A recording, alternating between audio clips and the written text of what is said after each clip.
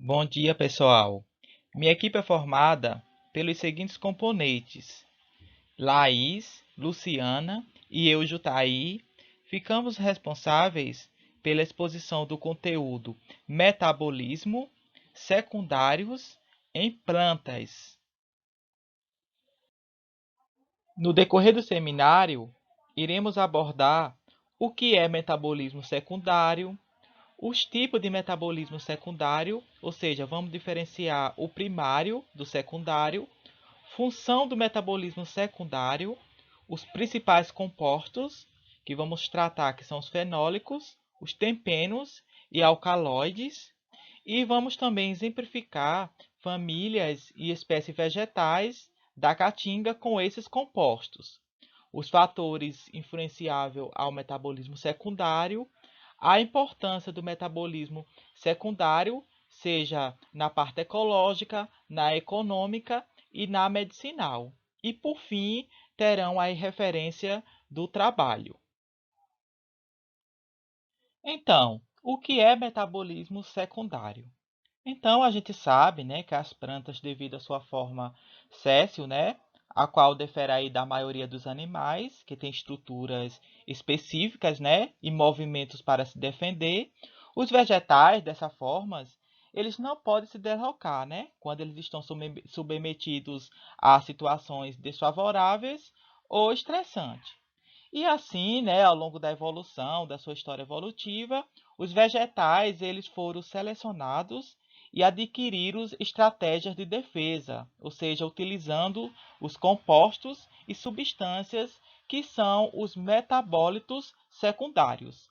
Então, o metabolismo secundário nada mais é do que compostos orgânicos de grande diversidade produzidos pelos vegetais que não tem função direta no seu crescimento e nem no seu desenvolvimento. Então, pessoal, qual é a diferença entre metabólitos primários e metabólitos secundários? Nós, né, ao longo da disciplina de fisiologia vegetal, estudamos aí os hormônios vegetais, fotossíntese, ciclo de Krebs, transporte de solutos e entre outros.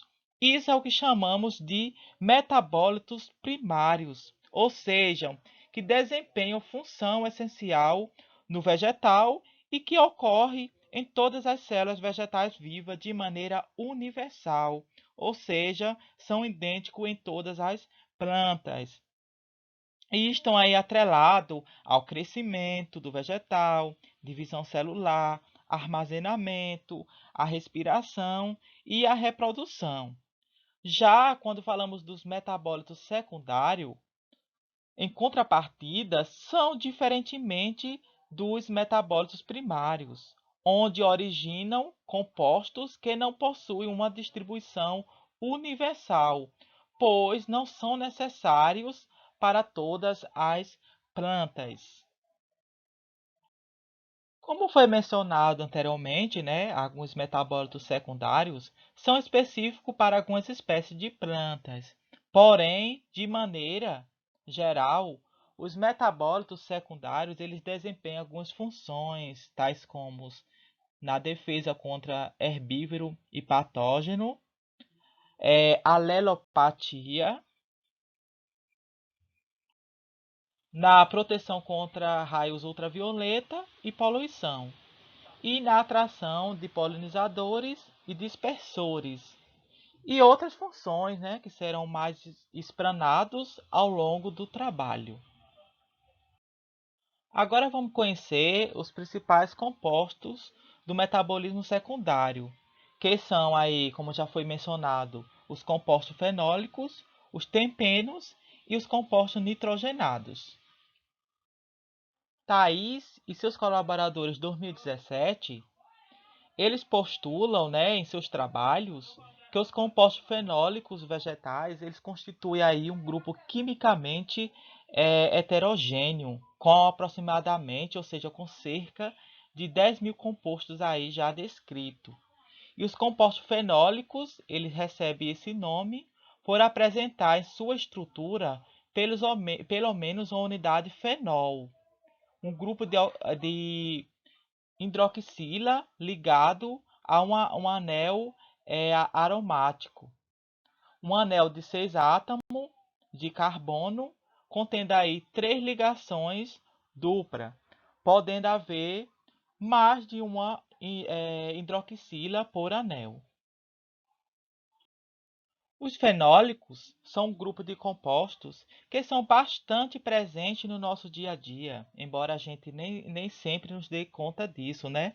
Desse modo, muito sabor, odor e coloração de diversos vegetais que apreciamos aí no nosso dia a dia são gerados por compostos fenólicos, né? Por exemplo, o sabor das frutas, o odor, né, que é liberado dos vegetais e até mesmo a coloração dos frutos.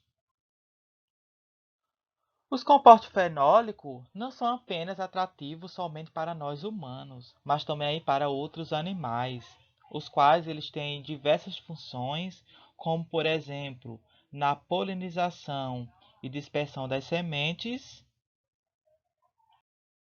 Então, né, além disso, esse grupo de compostos, os fenólicos, ele também é importante para proteger as plantas contra os raios ultravioletas, contra os insetos, fungos, vírus e bactérias. Então, pessoal, além de sua importância na proteção das plantas contra os fatores ambientais e bióticos adversos, várias literaturas, né, acreditam que esses compostos fenólicos eles tinham aí sido fundamentais para a própria conquista do ambiente terrestre aí pelos vegetais. Dentro do grupo dos compostos fenólicos, tem uma classe que é bastante importante para o vegetal, que aí é conhecida como os flavonoides, que está ausente aí nos fungos, nas águas, briófitas, pteridófita, mas, né, que é de extrema importância para as angiospermas, com cerca aí de 4.200 estruturas de flavonoides já identificadas, que estão bastante, né, concentradas mais na parte aérea das plantas, ocorrendo em menor proporção aí nas raízes e nos rizomas, e que são bastante encontrados com maior quantidade nas famílias das leguminosas e na família Composite, ou seja, a família Asterácea do girassol. E esse composto, ele está envolvido aí principalmente na sinalização entre as plantas e outros organismos, como na atração de insetos polinizadores e também na proteção das plantas aí contra os danos causados pela luz ultravioleta. Os flavonoides são divididos em 4 grandes grupos que iremos discutir ao longo do trabalho, que são as antocianinas, as flavonas, os isoflavonoides e os flavonoides. Agora vamos falar um pouco sobre as antocianinas, que consiste aí no grupo mais comum dos flavonoides pigmentados, as quais são responsáveis pela maioria das cores vermelhas, rosa, roxa e azul, que são observadas aí nas flores e nos frutos, e suas funções estão atreladas aí no pigmentos, como por exemplo nas cores vermelha de vinho nas frutas, na coloração das pétalas das flores, né? Aqui temos exemplo da uva, que tem a coloração, os seus frutos têm coloração cor de vinho, roxa. E temos o morango, onde tem a coloração é, vermelha. Essa espécie aqui é Cantharotus roseus, onde tem a sua coloração rosa das pétalas e a coloração azul da espécie Hippomeia nil, né? E entre outras espécies aí. Entrando agora no grupo das flavonas e flavonóis, que são encontrados em flores, e em muitos casos, esses flavonoides, eles absorvem luz em comprimentos de onda mais curto que as antocianinas, não sendo visíveis a olho humano. Por outro lado, insetos como as abelhas que enxergam na faixa extrema da ultravioleta como sinais visuais atrativos. Então, esses compostos, eles têm funções de atrair insetos e proteger as espécies vegetais contra a radiação ultravioleta. E aqui, né, temos um exemplo da margarida amarela, que tem alta concentração de flavonas e flavonoides, onde apresenta aí padrões visíveis somente aos insetos, que os pesquisadores eles acreditam que esses padrões eles auxiliam aí na localização do pólen e do néctar, já, né, que essas flores, que essa espécie, ou seja, essa família, né, Asterácea do girassol, elas apresentam aí flores diminutas, né? Por isso que ela apresenta esses pradões é, já para chamar a atenção do polinizador. Na imagem A, nós temos a margarida vista pelos humanos, onde é possível visualizar as língulas amarela que fica no eixo central, essa parte aqui, e o disco central marrom. E quando ela é vista pelas abelhas, né? É, as língulas elas aparecem numa coloração amarelada bem mais claro e o disco central, né, ele aparece mais escuro do que visto pelos humanos. E isso, né, a presença da flavonas e flavonoides vai auxiliar na localização, ou seja, do pólen e do néctar, auxiliando aí na polinização da espécie.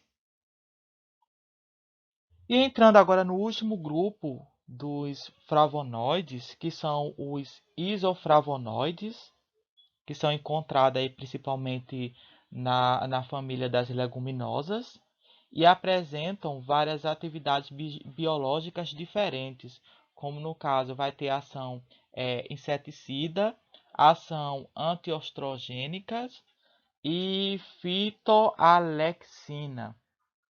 Como ação inseticida, temos aqui um exemplo desse defensivo orgânico, rotenona, onde é extraído os isoflavonoides das raízes da espécie timbó, né? de timbó, popularmente conhecida como timbó, de uma espécie da família das leguminosas, onde essas substâncias, né, essas propriedades que são extraídas das raízes, são utilizadas para atordoar os peixes, para auxiliar na pesca e também são usadas como veneno para ratos.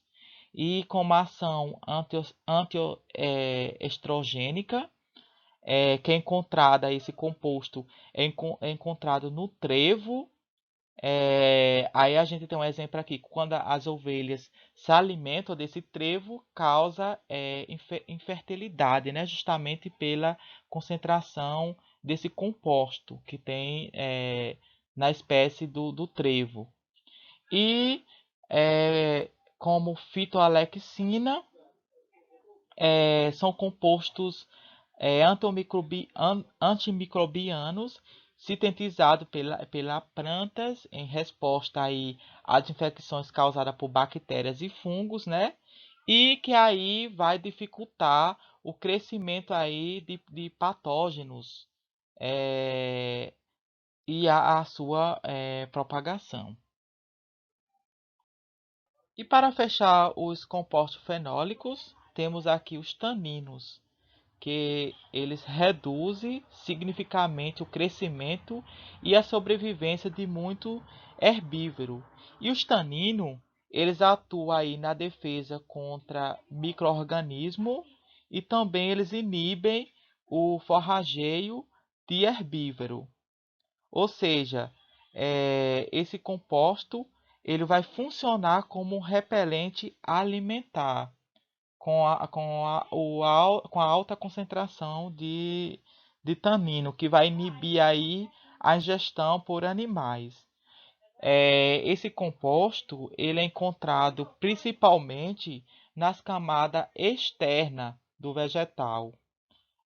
E um exemplo aqui na caatinga, né, que tem alta concentração, alto teor de tanino, que é a espécie Mimosa tenuiflora, né, conhecida como Jurema preta, que no caso, com essa alta concentração de tanino, vai diminuir aí a atividade microbiana, né?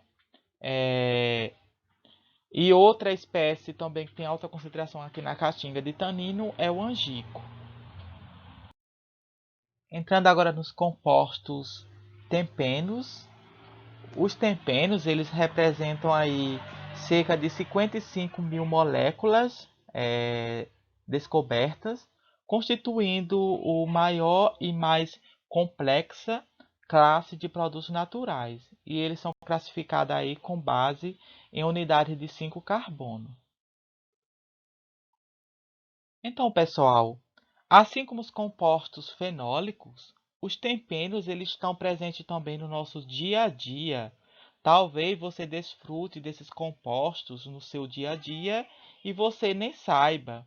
Então, os temperos eles são encontrados aí nos óleos essenciais, extraídos aí de diversos vegetais, como lavanda, alecrim, o capim-santo, o eucalipto e outros diversos vegetais. E esses compostos, né, além de estar presente aí nos óleos essenciais, eles também estão presentes aí nos produtos domésticos, nas bebidas, nos frutos, né? E esses compostos, eles nos ajudam aí, né?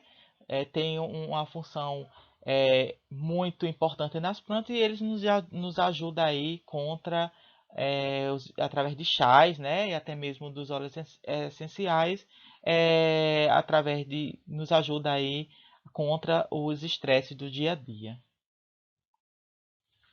Então, os temperos, eles também apresentam aí diversas funções, como na defesa contra os insetos e mamíferos herbívoros. Eu não sei se vocês já presenciaram, se já viram esses tricomas glandulares, né, que são encontrados em alguns vegetais, que têm funções aí onde eles liberam substância que é utilizada aí como na defesa, né, contra os insetos e até mesmo mamífero. E também tem os óleos essenciais, né? Que em alguns casos são utilizados para atrair os polinizadores, em outros casos eles liberam odor, né, forte para espantar os insetos e os mamíferos. Então, como já foi mencionado, eles também têm função na atração de polinizadores. E também esses temperos, eles atuam na proteção contra a perca de água e temperatura. Então, além dessas funções mencionadas anteriormente, esse composto eles também possuem efeitos aleopáticos, que no caso ele vai inibir o crescimento de outras plantas ali presentes, né?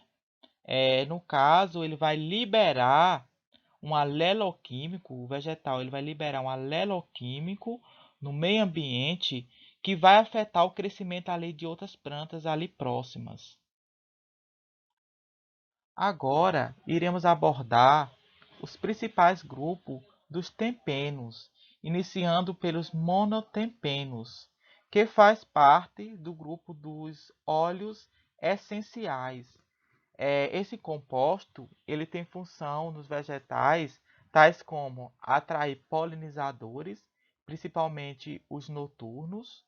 Então, esses vegetais eles vão liberar um aroma aí agradável, né? Que vai auxiliar aí na localização, né? Desses vegetais, principalmente para esses animais de hábito noturno e com a função de atrair polinizadores, né? Já outros vegetais, né? Como o cravo de defunto, ele vai produzir, ele vai liberar um aroma desagradável, ou seja, um aroma, um odor forte que vai repelir os insetos, ou seja, vai espantar aqueles insetos, aquelas pragas. Então, dependendo da família, essas substâncias elas podem ocorrer em estruturas especializadas, né? Como nos pelos glandulares, como nos canais oleíferos, nas células pariquimáticas diferenciadas, ou até mesmo nas bolsas lisígenas ou esquizolisígenas. E eles podem estar estocados em flores, como da laranjeira, folhas, como do capim-limão, que é o capim-santo, eucalipto, louro, na casca da canela, no fruto da erva doce e nas madeiras, como do sadânlo e pau-rosa. Entrando agora no grupo dos sesquiterpenos, que é assim como os monoterpenos, eles estão envolvidos aí na defesa contra as pragas e doenças e, né, como por exemplo, em algumas variedades de algodão, está associada aí a resistências de pragas. E também está presente aí com alto teor, né, de sesquiterpenos na família Composite, ou seja, na família Asteraceae, onde as folhas desses vegetais eles possuem aí um gosto amargo, já usado como na defesa contra as pragas e doenças. Outro grupo são os diterpenos, né, que estão associados aí com as resinas de muitas plantas. Um exemplo aí que temos é da espécie, né, do jatobá, onde essas resinas ela tem um papel muito importante no vegetal, onde vai ser utilizado para a cicatrização do vegetal e também aí atuar na defesa contra os insetos e micro-organismos. Uma outra classe que é bastante importante dentro dos triterpenos, que são as saponinas, onde esses vegetais, né, como exemplo aqui temos a lufa cilíndrica, né, eles vão liberar uma espuma, né, que vai ser utilizada aí contra defesa de insetos e micro-organismos. E para finalizar o grupo dos terpenos, temos aqui os vegetais mais ricos em terpenos, que são o hortelã, alfavaca e manjericão, da família Lamiácea, capim-santo, da família Poácea, erva cidreira, da família Verbenácea, laranjeira e limoeiro, da família Rutácea.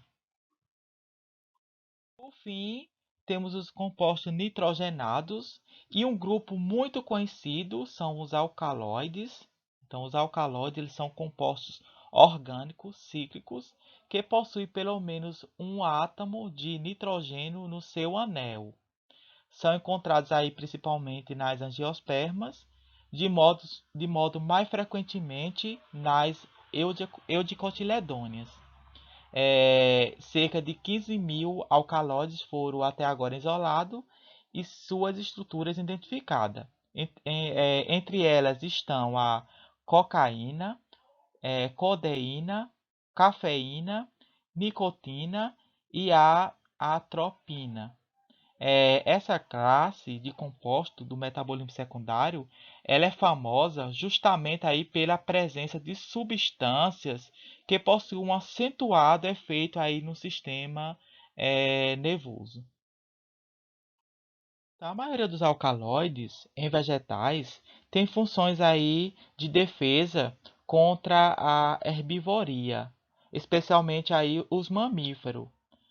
Aqui na foto temos uma espécie que eu trabalho, né, com levantamento florístico aqui na Caatinga, onde ela ocorre bastante. E quando eu estava estudando essa espécie, né, eu procurei na literatura e muitos autores citam ela como altamente tóxica, chamada de Hipomeia carnea, subespécie fistulosa, que está presente na família Convolvulaceae, né, e conhecida como algodão bravo ou mata-cabra.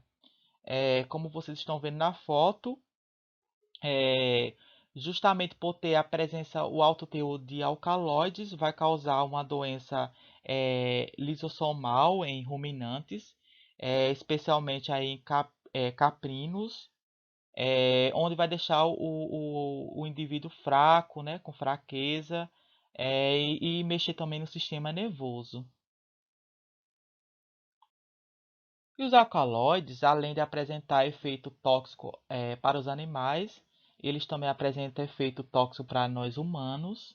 Aqui temos um exemplo de duas espécies, né? A primeira espécie aqui chamada Datura estramônio, da família Solanaceae, que ocorre aqui bastante na Caatinga. Recentemente, Luciana trabalhou com esse grupo, né? E quando eu fui coletar com ela, a gente percebeu um odor muito forte, um cheiro desagradável que essa espécie libera. E a Luciana buscou nas literaturas e os autores eles classificam essa espécie como altamente tóxica, principalmente para nós humanos. E outra espécie bastante tóxica, que é bastante conhecida, que é a mamona, onde nas suas sementes tem uma alta concentração de alcaloide. Caso um humano ingira, pode levar à morte. E apesar dos alcaloides provocarem diversas reações, né, devido à sua toxicidade, esses compostos também são bastante ricos em propriedades medicinais, onde é bastante utilizado pela medicina. E os alcaloides mais conhecidos e utilizados mundialmente são a nicotina, né, que é formada aí nas raízes dessa espécie chamada Nicotiana tabaco, da família das solonáceas. É, essa, essa, essa substância, essa propriedade está concentrada aí nas raízes e depois ela é translocada para as folhas, é, onde é usada, né, para produzir o fumo que está presente aí nos cigarros. Temos também a cafeína, né, dentro do grupo dos alcaloides, que é extraída das sementes da espécie Cofa arábica, que está presente aí no chá preto, no café e em várias outras bebidas, né, agindo aí como estimulante no sistema nervoso central. Também é encontrada a cocaína, que é extraída aí das folhas da espécie Erythroxylon coca.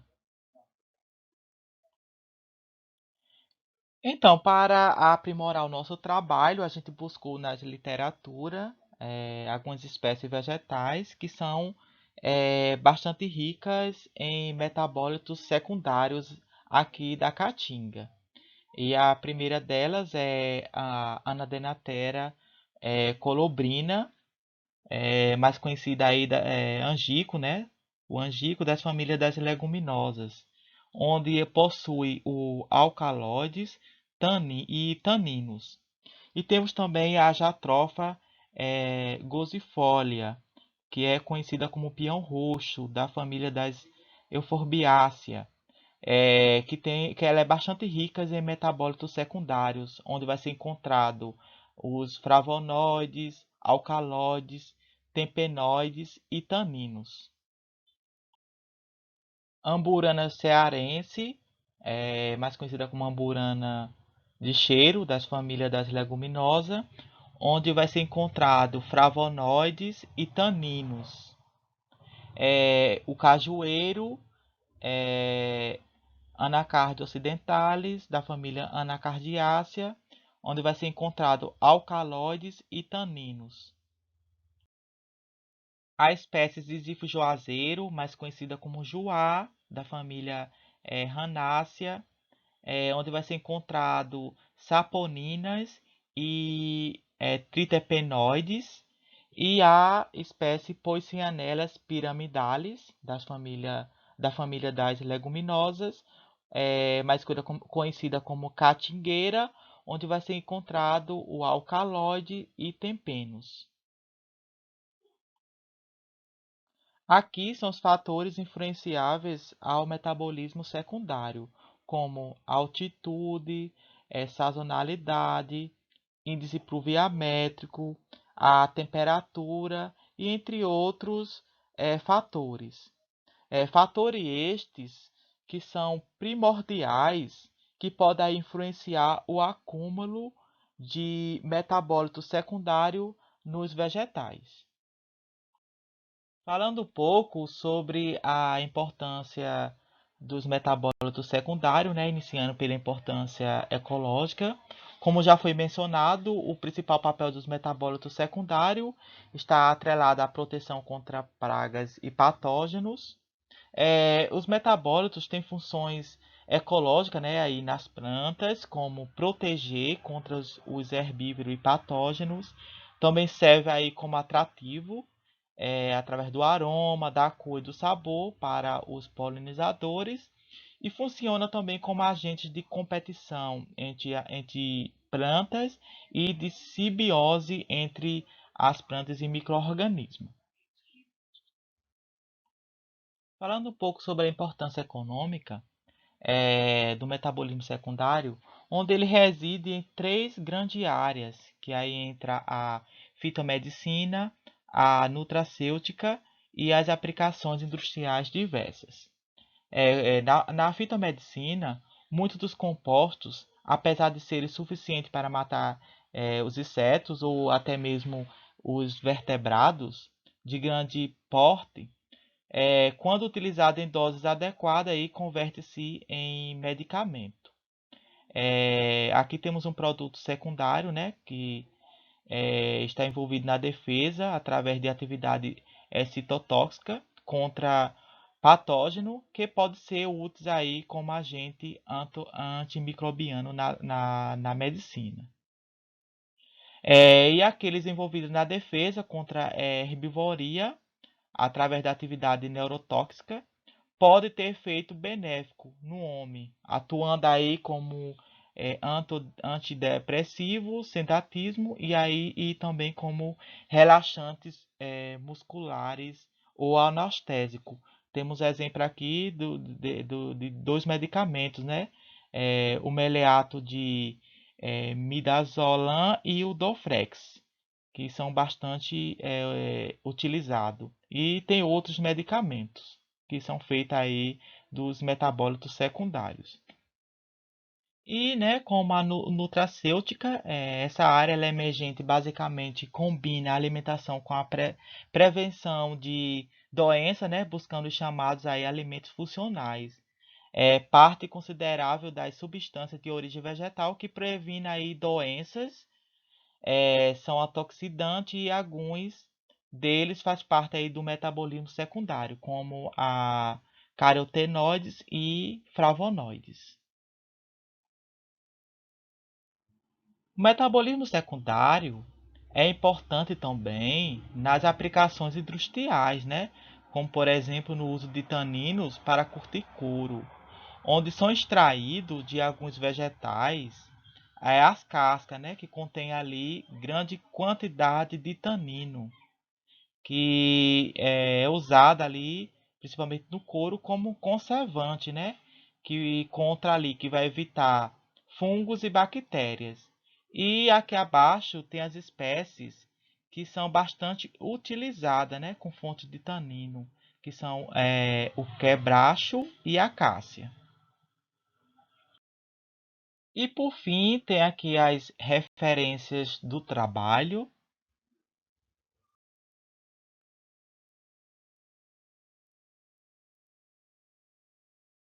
E obrigado.